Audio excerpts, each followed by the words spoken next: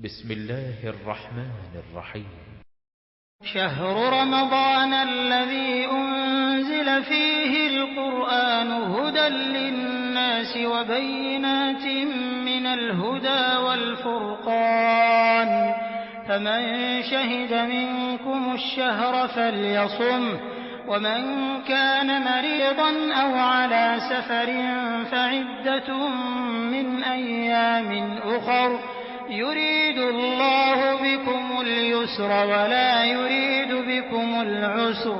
Bulan Ramadan ialah yang di dalamnya diturunkan Al-Quran sebagai pimpinan bagi manusia dan tanda bukti yang terang tentang pimpinan dan pemisah. Maka barang siapa di antara kamu menyaksikan bulan itu, hendaklah ia berpuasa, dan barang siapa sakit atau dalam bepergian, ia wajib berpuasa, sejumlah bilangan itu di lain hari. Allah menghendaki yang gampang bagi kamu, dan ia tak menghendaki yang sukar bagi kamu. Quran Surat Al-Baqarah ayat 185. Bulan Ramadan ini telah khusus dipilih untuk ibadah puasa karena merupakan bulan di mana Al-Quran diturunkan.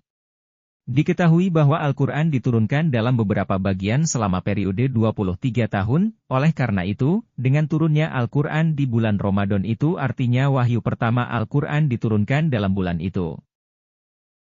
Wahyu pertama datang kepada Nabi Suci ketika ia berusia 40 tahun, pada salah satu malam menjelang akhir bulan Ramadan ketika sedang berada di Gua Hiro. Seperti yang dikatakan Al-Quran.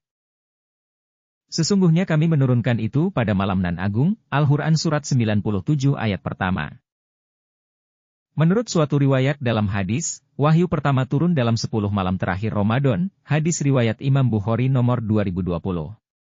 Tentu saja, berpuasa di bulan Ramadan bagi umat Islam, seperti yang kita lakukan ini, diwajibkan beberapa tahun kemudian yakni setelah hijrah di Madinah. Pengalaman rohani terbesar Nabi Suci telah terjadi pada bulan itu. Sehingga dianggap sebagai bulan yang paling cocok dalam setahun untuk melaksanakan disiplin rohani seluruh umat Islam melalui puasa. Jika waktu tertentu tidak ditentukan, kedisiplinan akan kehilangan semua nilainya. Namun, karena telah ditetapkan suatu bulan, ketika bulan itu dimulai, maka seluruh umat muslim, dari satu ujung belahan bumi ke ujung belahan bumi lainnya, memiliki pengalaman yang sama. Semua bagian dari masyarakat muslim serentak mengubah pola hidup mereka ketika bulan Ramadan dimulai. Orang-orang yang dibebaskan dari puasa secara khusus disebutkan baik dalam Al-Quran atau dalam hadis. Al-Quran menyebutkan orang sakit dan mereka yang sedang dalam perjalanan seperti dalam ayat 185 surat Al-Baqarah di atas, dan juga dalam ayat sebelumnya yang isinya. Selama beberapa hari yang ditentukan bilangannya. Tetapi barang siapa di antara kamu sakit atau dalam bepergian, ia wajib berpuasa, sejumlah bilangan itu pada hari yang lain. Dan bagi mereka yang terlalu berat menjalankan itu, diperbolehkan membayar tebusan, fidyah, dengan memberi makan kepada orang miskin. Quran Surat Al-Baqarah ayat 184. Orang sakit dan musafir yang melewatkan puasa di bulan Ramadan diharuskan untuk membayar puasa setelahnya, ketika penyakit telah sembuh atau ketika perjalanannya telah berakhir, sebanyak puasa yang ditinggalkan selama Ramadan. Mereka yang memiliki penyakit jangka panjang diizinkan untuk melakukan penggantian dengan memberi makan satu orang miskin untuk setiap satu puasa yang ditinggalkannya. Menurut hadis, orang tua, wanita hamil, dan wanita yang menyusui anak, dibebaskan dari puasa dan wajib memberi makan orang miskin sebagai gantinya, hadis riwayat Imam Bukhari, menuju hadis nomor 4505.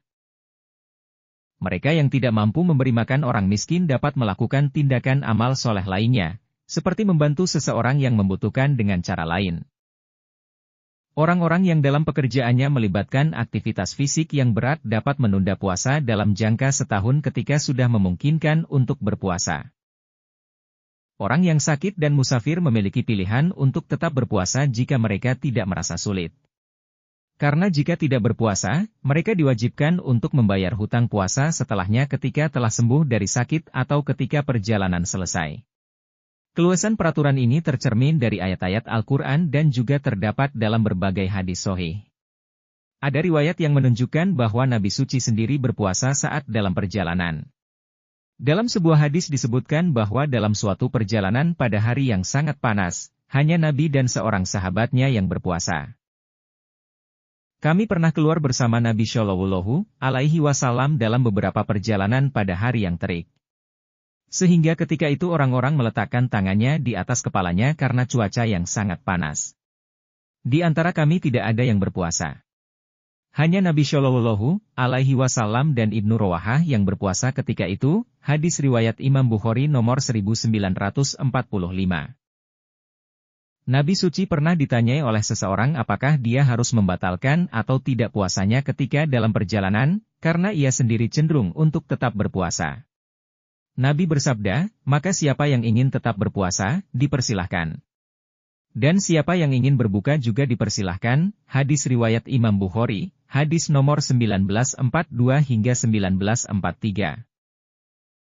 Ketika orang-orang bepergian dengan Nabi suci, mereka yang tetap berpuasa tidak merendahkan mereka yang membatalkan, dan mereka yang membatalkan puasa tidak merendahkan mereka yang tetap berpuasa. Ada sabda Nabi suci, tidak termasuk kebaikan puasa saat safar, Bukhari, hadis nomor 1946.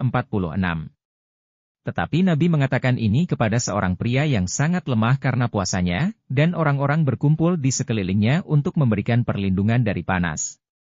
Seseorang yang harus membayar puasa yang terlewat selama Ramadan dapat melakukannya kapanpun dia mau sebelum Ramadan berikutnya tiba.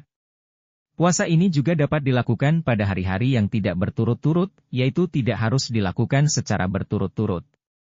Hadis riwayat Imam Bukhari, menuju hadis nomor 1950.